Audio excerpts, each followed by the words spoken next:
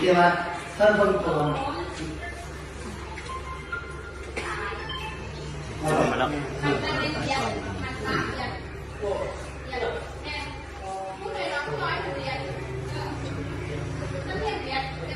โอ้เตาหลุดไปไทย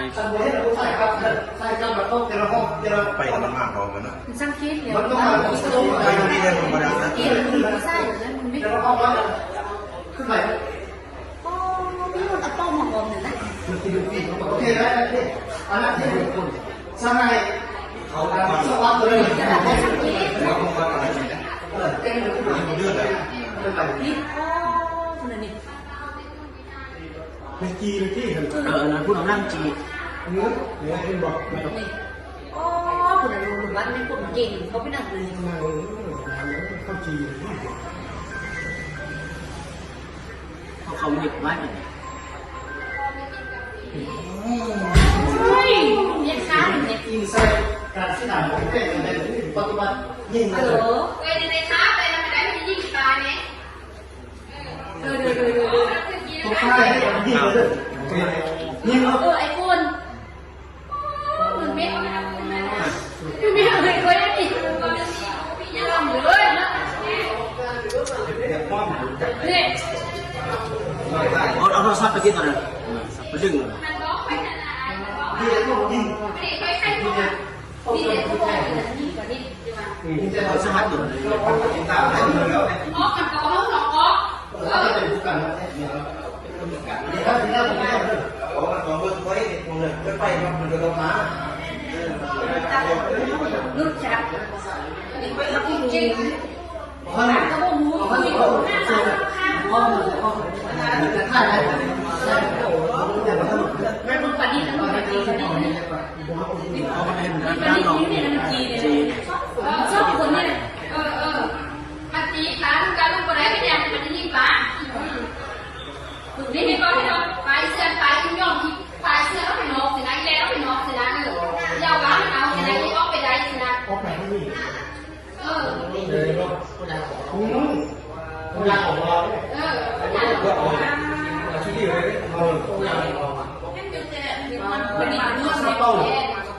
สะโพกเองเอง มันไม่มันบอกเลย เป็นนกอยู่นกนี่ตัวเป็นนก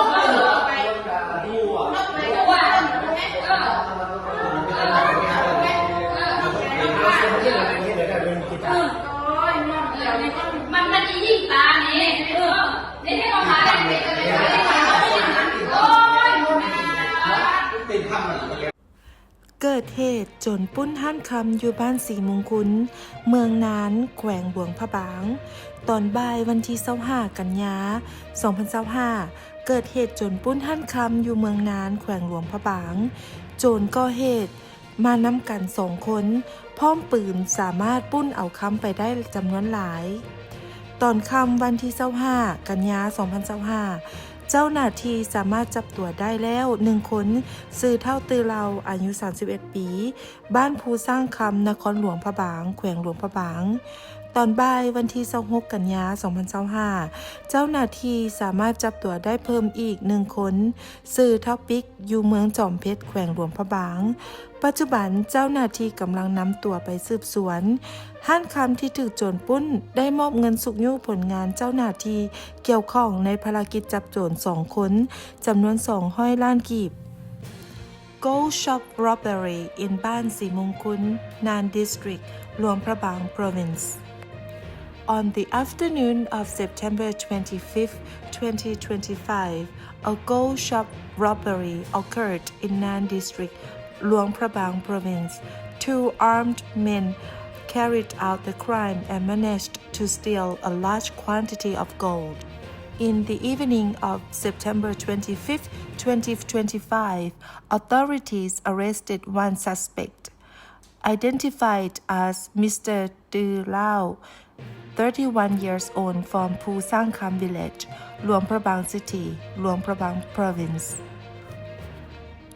On the afternoon of September 26, 2025, authorities arrested another suspect, identified as Mr. Pik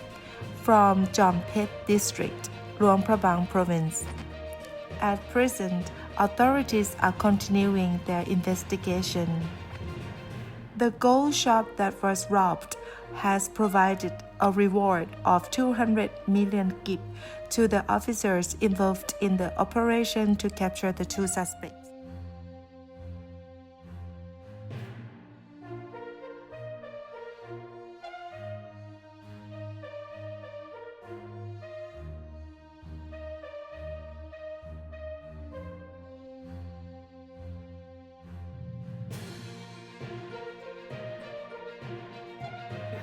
ปืนมึงไว้ซะบอกดีๆปืนไว้ซะปืนนะฮะส่วนไหนง่วงไงมอนี่ตีปืนมึงไว้ซะบอกดีๆปืนมึงเอาซะมาปืนนะเข้ามาบักนั้นถ้าว่ามาคู่กันวะแม่นสู้มาแต่ทางล่องบางเลยตีคำเนี่ยมึงไว้ซะแท้ครับคำอยู่หนังหม้อนั้นมันทักว่าปั่นกับมึงบ่ได้ปั่นเดี๋ยวจุดทั้งซุปเปอร์กันหรือตีบ่ไปบูฮู